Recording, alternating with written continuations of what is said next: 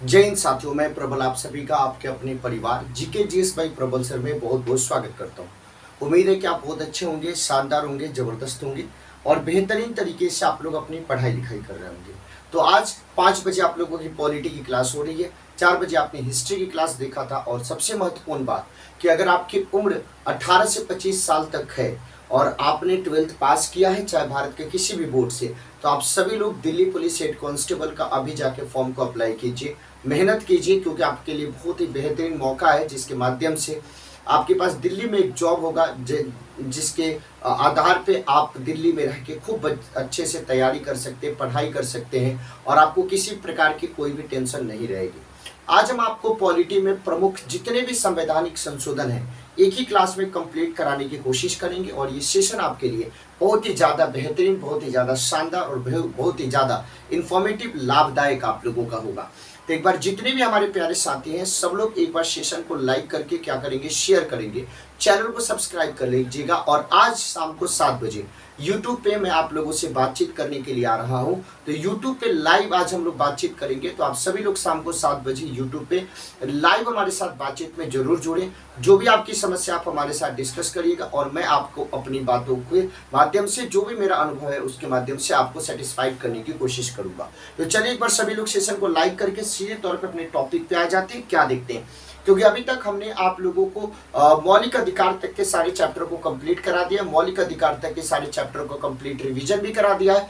आज एक ही क्लास में जितने भी प्रमुख संवैधानिक संशोधन है जो आपके पेपर में पूछे जाते हैं उसको हम कराने की कोशिश कर रहे हैं। तो पॉलिटी की जो अपना कॉपी है उस नोटबुक में आगे की ओर आप लोग लिख लीजिएगा। तो देखिए आज हम पढ़ने जा रहे हैं प्रमुख संवैधानिक संशोधन। अभी शाम के 5 बजे आप लोगों की पॉलिटी की क्लास हो रही है, आप सब लोग देख रहे हैं। तो अगर आपने चैनल को सब्सक्राइब नहीं किया तो कर लीजिएगा। सबसे पहले हम देख रहे हैं एक एक करके खूब ध्यान से, जब तक आप लोग नहीं बोलोगे आगे हम नहीं बढ़ेंगे। प्रथम संशोधन अधिनियम 1951। अगर आज के करंट अफेयर की क्लास को आप नहीं देखे होंगे तो प्लीज आप लोग करंट अफेयर की क्लास को सारे लोग जाके अभी देख लेंगे। प्रथम संशोधन अधिनियम 1951 की बात करें तो संविधान में इसके अंतर्गत 9वीं अनुसूची को जोड़ा गया। बार बार इस सवाल पूछा जाता है कि जब संविधान आपके लागू हुआ था तो उस समय आपके टोटल 8 अनुसूची थी, 9वीं अनुसूची को कैसे जोड़ा गया? तो 9वीं अनुसूची के लिए संविधान में प्रथम संशोधन किया गया।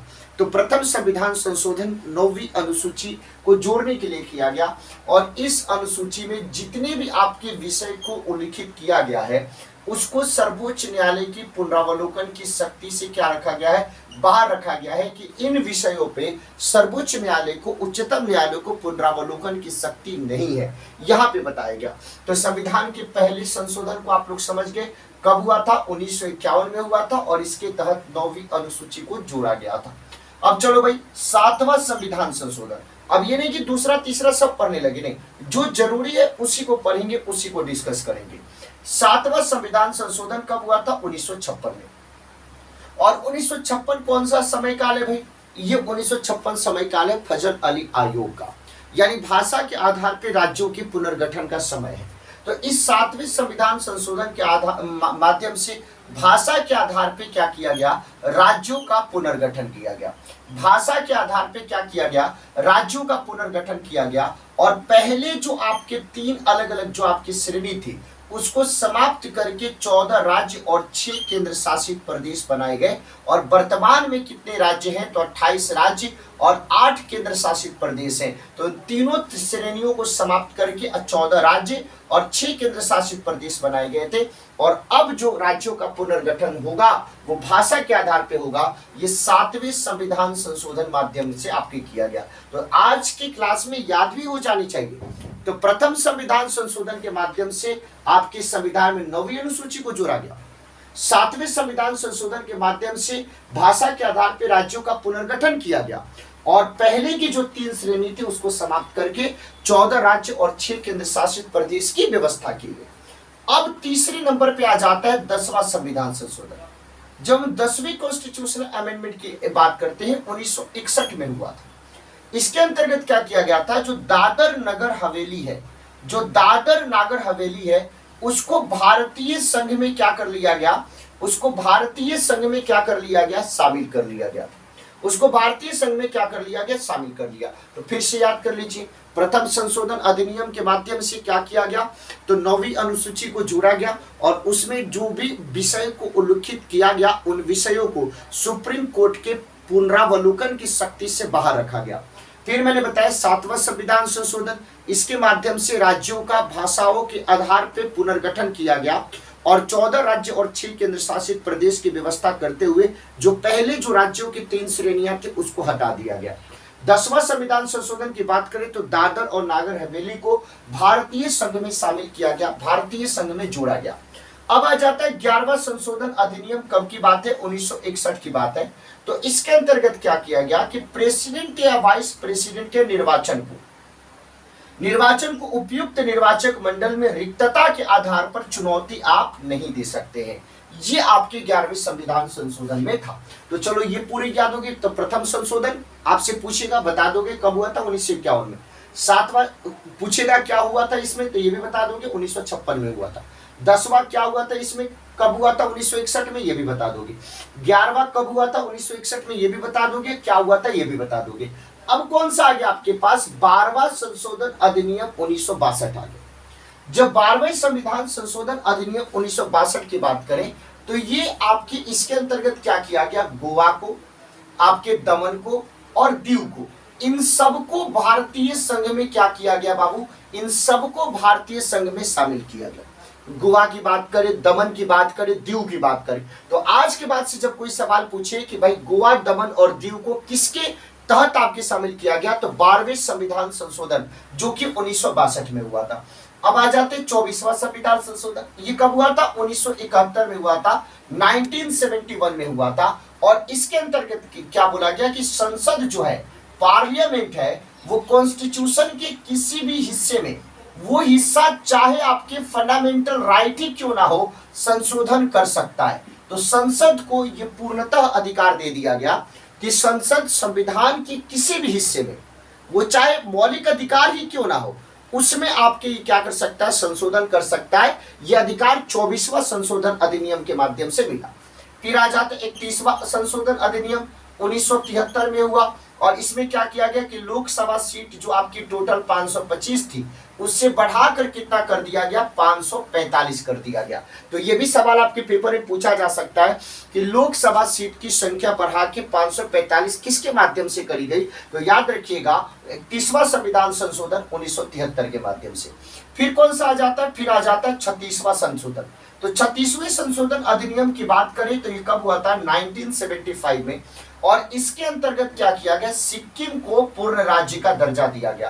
तो सिक्किम को पूर्ण राज्य का दर्जा देने के लिए कौन सा अधिनियम लाया गया, कौन सा संशोधन, 36वां संशोधन अधिनियम 1975 में।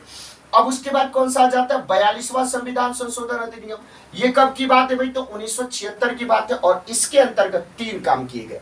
पहला काम, सबसे पहली बार प्रस्तावना में संशोधन किया गया और 3 शब्द आपके जोड़े गए प्रस्तावना में, समाजवादी शब्द, पंथ निरपेक्ष शब्द और अखंडता शब्द। ये इसके पहले संविधान की प्रस्तावना में इन तीनों शब्दों का उल्लेख नहीं था, लेकिन इन तीनों शब्दों को जोड़ा गया, समाजवादी, पंथ निरपेक्ष और अखंडता, इन तीनों शब्दों को जोड़ा गया। ये पहली बात हो गई। साथ ही साथ जो आप फंडामेंटल ड्यूटीज देखते हैं, जो मौलिक कर्तव्य देखते हैं, जो संविधान के भाग 4A के अंतर्गत शामिल है, उस भाग 4A को भी इसी संविधान संशोधन के द्वारा जोड़ा गया। और उसके बाद तीसरा क्या जोड़ा गया, तो प्रेसिडेंट जो है, राष्ट्रपति है, वो मंत्रिमंडल की सलाह को मानने के लिए बाध्य है। इस प्रोविजन को, इस उपबंध को भी इसमें क्या किया गया, शामिल किया गया। तो फिर देखो भाई, तो पहला संशोधन अधिनियम, पहला संशोधन 1951 में, 7वां 1956 में, 10वां 1961 में, 11वां 1961 में। ये देख लीजिए आप लोग। 12वां संशोधन 1962 में क्या किया गया, तो गोवा, दमन और दीव को शामिल किया गया। 24वां 1971 में इसके अंतर्गत क्या किया गया कि संसद किसी भी आपके संविधान के हिस्से में संशोधन कर सकता है, चाहे मौलिक अधिकारी हो। 31वां की बात करें तो लोकसभा सीट की संख्या को बढ़ा दिया गया, 525 से बढ़ा के 545 कर दिया गया। 36वां की बात करें तो 1975 में सिक्किम को पूर्ण राज्य का दर्जा दिया गया और 42वें के माध्यम से 1976 में 3 बातों की चर्चा करी गई। पहला, प्रस्तावना में समाजवादी, पंथनिरपेक्ष और अखंडता शब्द जोड़ा गया। दूसरा, संविधान में भाग 4A जोड़ा गया, जिसके अंतर्गत मौलिक कर्तव्य अनुच्छेद 51 के अंतर्गत टोटल 10 मौलिक कर्तव्य की व्यवस्था आपकी करी गई। प्रेसिडेंट की बात करें तो मंत्रिमंडल की सलाह मानने को बाध्य है, इस बात का भी उपबंध यहाँ पे किया गया। अब हम लोग आ जाते हैं 44वां संशोधन अधिनियम। तो ये कब हुआ था? 1978 में हुआ था और ये प्रेसिडेंट के द्वारा। अब देखो इसके अंतर्गत क्या मिला, इसके अंतर्गत राष्ट्रपति को ये शक्ति मिला कि अगर कोई राष्ट्रपति के पास विधेयक भेजा जाता है, बिल भेजा जाता है, तो कानून कब बनेगा, अधिनियम कब बनेगा? जब उसके ऊपर राष्ट्रपति का सिग्नेचर होगा। राष्ट्रपति को लगता है कि नहीं इसमें कुछ कमी है, तो दोबारा वो एक बार वो संसद को लौटा सकता है और संसद उसके ऊपर पुनर्विचार करके दोबारा उसी विधेयक को भेजती है, तो उसके ऊपर प्रेसिडेंट साइन करेगा। वो मैंडेटरी है, वो बाध्य है, लेकिन एक बार उसको ये मतलब पुनर्विचार के लिए, वापसी के लिए मौका आपके दिया गया 44वें संशोधन। दूसरा क्या किया गया कि राष्ट्रीय आपात में जो आंतरिक अशांति शब्द का प्रयोग किया जाता था, उसके जगह पे अब सशस्त्र विद्रोह शब्द का प्रयोग किया गया। तीसरा क्या किया गया कि संपत्ति के अधिकार को मौलिक अधिकार से समाप्त कर दिया गया और इसको आर्टिकल 300A के अंतर्गत विधिक अधिकार बना दिया गया। इसको 300A के अंतर्गत विधिक अधिकार बना दिया गया। और यहाँ पे चौथा जो प्रोविजन था वो क्या था, तो राष्ट्रीय आपात के दौरान आर्टिकल 20 और 21 आपके निलंबित नहीं किए जा सकते हैं, इस बात की भी व्यवस्था इसके अंतर्गत करी गई। तो राष्ट्रीय आपातकाल है और आर्टिकल 2021 आप यहाँ पे निलंबित नहीं कर सकते, इस बात की व्यवस्था। तो 44वें संविधान संशोधन में प्रेसिडेंट को एक बार पुनर्विचार के लिए बिल को वापस भेजने का अधिकार मिला। आंतरिक अशांति की जगह पे राष्ट्रीय आपात में सशस्त्र विद्रोह शब्द का प्रयोग किया गया। संपत्ति के अधिकार को मौलिक अधिकार से हटा के 301 के अंतर्गत विधिक अधिकार बना दिया गया और राष्ट्रीय आपातकाल के दौरान अनुच्छेद 20 और 21 को निलंबित नहीं किया जा सकता, इसमें व्यवस्था करी गई। अब आ जाता है, आप सब लोग बहुत जानते होंगे 1985 में 52वां संविधान संशोधन अधिनियम। इसके तहत क्या किया गया, दल बदल के मामले में अयोग्य ठहराने की बात करी गई, वो चाहे संसद के सदस्य हो चाहे राज्य विधानमंडल के सदस्य हो, और इसके लिए संविधान में एक 10वीं अनुसूची को जोड़ा गया और दल बदल के आधार पे अयोग्य ठहराने की इसमें व्यवस्था आपकी करी गई। तो पहले जो संशोधन था उसके माध्यम से 9वीं अनुसूची जोड़ा गया, 52वें संविधान संशोधन के माध्यम से आपके 10वीं सूची जोड़ा गया, 73वें के माध्यम से 11वीं सूची और 74वें संशोधन के माध्यम से 12वीं अनुसूची जोड़ा गया। अब यहाँ पे आ जाता है 58वां संशोधन अधिनियम 1987। इसके अंतर्गत क्या किया गया कि संविधान का जो प्राधिकृत पाठ है वो हिंदी भाषा में भी क्या किया गया, उपलब्ध कराया गया। संविधान का जो प्राधिकृत पाठ है उसको हिंदी भाषा में भी उपलब्ध कराया गया। इस तरीके से मैंने आपको पहला संशोधन बताया 1951, 7वां संशोधन बताया 1956, 10वां बताया 1961, 11वां बताया 1961, 12वां बताया 1962, 24वां बताया 1971, 31वां बताया 1973, 36वां बताया 1975, 42वां बताया 1976, 44वां बताया 1978, 52वां बताया 1985, 58वां बताया 1987। एक बार आप सभी लोग इसको स्क्रीनशॉट ले लीजिए। जिनको भी ये पूरी बातें याद हो गई है, एक बार सेशन को लाइक करके शेयर कर देंगे और चैनल को अगर आपने सब्सक्राइब नहीं किया तो सब्सक्राइब जरूर करेंगे। अब हम लोग इसके बाद के संशोधन को देखेंगे, तो एक बार सभी लोग स्क्रीनशॉट ले लीजिए।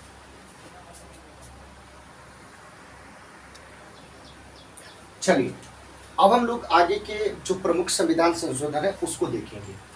उसमें सबसे पहले कौन सा आ जाता है, 61वां संविधान संशोधन 1988। आप सभी लोगों को पता होगा कि 61वां संविधान संशोधन की बात करें तो इसमें जो मतदान की जो उम्र है, जो पहले 21 साल थी, उसको कम करके कितना कर दिया गया, उसको कम करके 18 साल कर दिया गया। यानी अब आप अगर 18 साल या उससे ज्यादा के हैं तो आप लोकसभा के सदस्य को चुनने के लिए, विधानसभा के सदस्य को चुनने के लिए, पंचायत के प्रतिनिधि को चुनने के लिए, आप ग्राम सभा के जो प्रतिनिधि है उनको चुनने के लिए आप क्या कर सकते हैं, वोट कर सकते हैं। ठीक है भाई। तो 61वां संविधान संशोधन अधिनियम के अंतर्गत जो मतदान की जो उम्र है वो 21 साल से घटा के कितना कर दिया गया, 18 साल कर दिया गया। अब चलिए 69वां संशोधन अधिनियम 1991। इसमें क्या किया गया, जो दिल्ली पहले केंद्र शासित प्रदेश था, भारत की राजधानी था, उस यूटी को, केंद्र शासित प्रदेश दिल्ली को क्या बना दिया गया, एनसीआर का दर्जा दे दिया गया। नेशनल कैपिटल रीजन का दर्जा दे दिया गया और दिल्ली के लिए 70 सदस्यीय विधानसभा की व्यवस्था कर दी गई। यानी पूरे भारत में 2 ऐसे केंद्र शासित प्रदेश है और जम्मू कश्मीर आपके तीसरा बन जाएगा जिसमें आपकी विधानसभा है और वहां की सरकार भी है और केंद्र शासित प्रदेश होते हुए दिल्ली और पुडुचेरी हो गया। अब उसके बाद कौन सा हो जाता है? 73वां संविधान संशोधन, सब लोग आपको जानते हैं। देखो जी, मैंने आपको 9वीं अनुसूची बताया। 9वीं अनुसूची किसके द्वारा जोड़ा गया था? पहले संविधान संशोधन के द्वारा। 10वीं अनुसूची किसके द्वारा जोड़ा गया था? 52वें संविधान संशोधन के द्वारा। अब 11वीं अनुसूची किसके द्वारा जोड़ा गया? तो 73वें संविधान संशोधन के द्वारा। और 12वीं अनुसूची किसके द्वारा जोड़ा गया? तो 74वें संविधान संशोधन के द्वारा। ये पूरी बातों को ध्यान रखिएगा। तो 73वां संविधान संशोधन 1992 में, इसमें क्या किया गया? 2 चीजों को ऐड किया गया। संविधान में भाग 9 जोड़ा गया और संविधान में 11वीं अनुसूची को जोड़ा गया।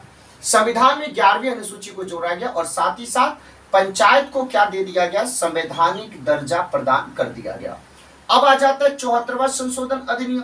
जब 74वें संशोधन अधिनियम की बात करते हैं, जो कब हुआ भाई? 1992 में। उसके अंतर्गत फिर से एक नया भाग 9A और एक नई अनुसूची 12वीं अनुसूची को क्या कर दिया गया? जोड़ दिया गया। और इसके अंतर्गत जो आपकी अर्बन जो आपकी बॉडी है, जो शहरी निकाय है, उस शहरी निकाय को संवैधानिक दर्जा क्या कर दिया गया?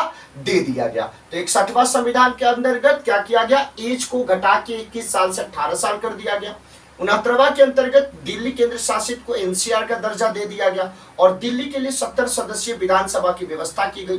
73वां संशोधन अधिनियम के अंतर्गत भाग 9 और 11वीं अनुसूची जोड़ा गया और पंचायत को संवैधानिक दर्जा प्रदान कर दिया गया। 74वां के अनुसार आपके भाग 9A और 12वीं अनुसूची जोड़ा गया और शहरी निकाय को संवैधानिक दर्जा आपके प्रदान कर दिया गया। अब कौन सा आ जाता है भाई? अब आ जाता है 84वां संविधान संशोधन 2001। इसके अंतर्गत क्या किया गया कि लोकसभा में अब कितने सीट हो? 525 से बढ़ा के 545 किया गया। विधानसभा, राज्य विधानसभा में टोटल कितने सीट हो, उसके पुनर्निर्धारण के लिए 25 वर्ष तक के लिए रोक लगा दिया गया कि 2026 तक इसके ऊपर कोई भी सोचेगा नहीं, कोई भी विचारेगा नहीं। 2026 तक जिस विधानसभा की जितनी सीटें उतनी ही रहेगी, लोकसभा में जो वर्तमान में सीटें वही रहेगी। यानी 25 वर्ष तक के लिए रोक लगा दिया गया।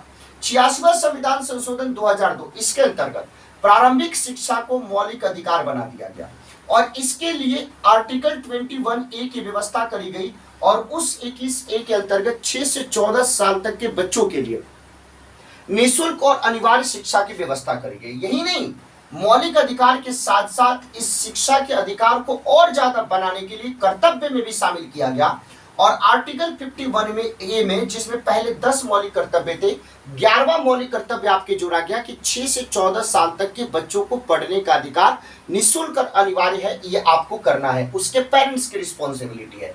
फिर डीपीएसपी में भी आर्टिकल 45 में थोड़ा सा परिवर्तन किया गया और बोला गया कि 14 साल की आयु को पूरी हो जाने तक निःशुल्क और अनिवार्य शिक्षा बच्चों को प्रदान किया जाए, उस बच्चे को प्रदान किया जाए।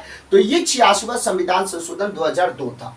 अब कौन सा आ गया भाई? 86वां भी समझ में आ गया, 84वां भी समझ में आ गया। अब हम 91वें की बात करते हैं। तो 91st कॉन्स्टिट्यूशन अमेंडमेंट 2003 की बात करें तो मंत्री परिषद के आकार को क्या कर दिया गया? सीमित कर दिया गया और सीधे तौर पे बोला गया कि जितने भी सदन में कुल सदस्य होंगे, उन कुल सदस्यों की संख्या का 15% आपके मंत्री बन सकते हैं, उससे ज्यादा नहीं, लेकिन कम से कम संख्या में 12 मंत्री जरूर होने चाहिए, 12 मंत्री से कम नहीं होने चाहिए और मैक्सिमम 15% तक बन सकते हैं। तो आपको 61वां संविधान संशोधन 1988 भी समझ में आ गया, 69वां संविधान संशोधन 1991 भी समझ में आ गया, 73वां 1992 भी समझ में आ गया, 74वां 1992 भी समझ में आ गया, 84वां 2001 भी समझ में आ गया, 86वां 2002 भी समझ में आ गया और 91वां 2003 भी समझ में आ गया। अब हम बात करेंगे 97वां संविधान संशोधन 2011 की बात करेंगे। इसके अंतर्गत क्या किया गया? सहकारी समिति बनाने के अधिकार को अनुच्छेद 19 के तहत मौलिक अधिकार बना दिया गया और एक नया भाग जोड़ा गया, भाग 9ख, और उसमें 9B में सहकारी समितियां शब्द का प्रयोग किया गया। अब 100वां संविधान संशोधन आ जाता है 2015। इसके अंतर्गत क्या हुआ? भारत और बांग्लादेश में भूमि हस्तांतरण के लिए यानी एग्रीमेंट हुआ कि बांग्लादेश को कुछ भूमि मतलब कुछ क्षेत्र आपके भारत के द्वारा प्रदान किया गया और भारत को कुछ बांग्लादेश के द्वारा, और इसके लिए संविधान में संशोधन करना पड़ा। वो कौन सा संविधान संशोधन था? 100वां संविधान संशोधन 2015 में। फिर 101वां संविधान संशोधन की बात करें 2016 में, उसके अंतर्गत गुड्स एंड सर्विसेज टैक्स को मतलब जगह दिया गया, वस्तु एवं सेवा कर को जगह दिया गया। 102वां संविधान संशोधन अधिनियम की बात करें तो राष्ट्रीय पिछड़ा वर्ग आयोग को संवैधानिक दर्जा दे दिया गया, यानी राष्ट्रीय पिछड़ा वर्ग आयोग अब संवैधानिक आयोग बन गया, संविधान में उसको जगह मिल गया। 103वां संविधान संशोधन अधिनियम की बात करें तो ईडब्ल्यूएस को, यानी जो आर्थिक रूप से पिछड़े जो सामान्य वर्ग के आपके लोग हैं उसको 10% आरक्षण दिया गया।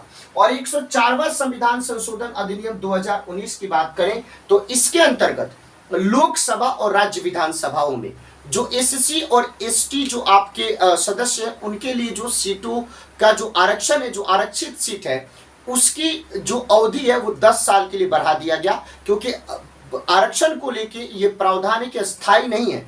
संविधान में भी इस बात को बोला गया कि 10 साल के बाद इसको खत्म कर दिया जाएगा, लेकिन फिर से इसको एक्सटेंड करके 10 साल और बढ़ा दिया गया है। लेकिन जो एंग्लो इंडियन का जो प्रावधान था राज्य विधानसभा में और लोकसभा में, उस एंग्लो इंडियन के प्रावधान को समाप्त कर दिया गया है। तो अभी तक 104 संविधान संशोधन हुए हैं, जिसमें अभी मैंने 61वां, 69वां, 73वां, 74वां, 84वां, 86वां, 91वां, 97, उसके बाद 100वां संविधान संशोधन, 101वां संविधान संशोधन, 100वां संविधान संशोधन भारत और बांग्लादेश के बीच में जो लैंड ट्रांसफर को लेके, 101वां जीएसटी से संबंधित, 102वां राष्ट्रीय पिछड़ा वर्ग आयोग को संवैधानिक दर्जा, 103वां ईडब्ल्यूएस को 10% आरक्षण, और 104वां में क्या था 2019 में जो हुआ लोकसभा में और राज्य विधानसभा में एससी और एसटी के लिए जो सीटों की आरक्षण को की व्यवस्था है उसको 10 साल के लिए और एक्सटेंड कर दिया गया है, और एंग्लो इंडियन का जो प्रावधान है उसको समाप्त कर दिया गया है। हमें उम्मीद है कि आज ये सारे संविधान संशोधन आपके दिमाग में बैठ गए होंगे, आपने पूरे प्रॉपर तरीके से कॉपी में नोट कर लिया होगा। तो एक बार सभी लोग ऑफलाइन कमेंट करके बताना कि आपको ये क्लास कैसी लगी। 7 बजे आज आप लोगों से लाइव बातचीत करेंगे यूट्यूब पे, तो आप लोग अपने सवाल लेके जरूर आइएगा, अपनी प्रॉब्लम लेके जरूर आइएगा, और सिंसियरिटी के साथ आज बात करेंगे। लाइव हम 7 बजे शाम को आप लोगों के साथ अपने चैनल पे जुड़ेंगे, तो आप सभी लोग लाइव जरूर रहिएगा। अगर आपको ये सेशन पसंद आया तो लाइक करें, चैनल को सब्सक्राइब करके हमें मजबूत करने की कोशिश करें, और सेशन को ज्यादा से ज्यादा अपने दोस्तों में शेयर करें और शानदार तरीके से पढ़ाई करें। अब हम लोग मिलेंगे 7 बजे लाइव, आप लोगों से बातचीत करेंगे। 8 बजे प्रतीक सर की क्लास, 9 बजे साइंस की क्लास, और 10 बजे हमारी यूपी जीके की क्लास होगी। आप सभी साथियों का तहे दिल से बहुत बहुत आभार। और करेंट अफेयर की क्लास आज आप लोगों की हुई थी, उसको आप लोग देख लेना। जो भी दिक्कत हो आप लोग बताइएगा जरूर। बहुत बहुत धन्यवाद। Thank you so much. जय हिंद साथियों।